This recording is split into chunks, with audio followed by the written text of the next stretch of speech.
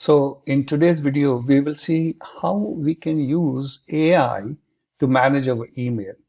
So what I want to do is I want to use this Gemini AI to go through my email every day and create a to-do list for me.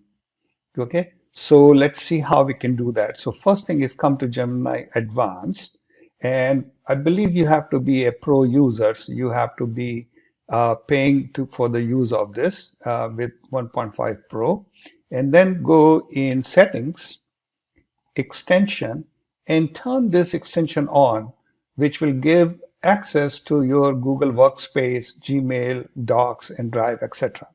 So once you're done with that, let's come back here to the gem and say, let's create a new gem manager. I will say email manager for my to-do.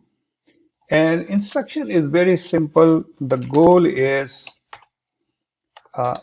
act as a personal email manager and create a to-do list from the mail. That's it. And the rule is let's keep it contain only for one day maybe. Read only the mail which has come today and summarize, create a to-do list from the email. Okay, that's all. And now let's save it. It's created and close it.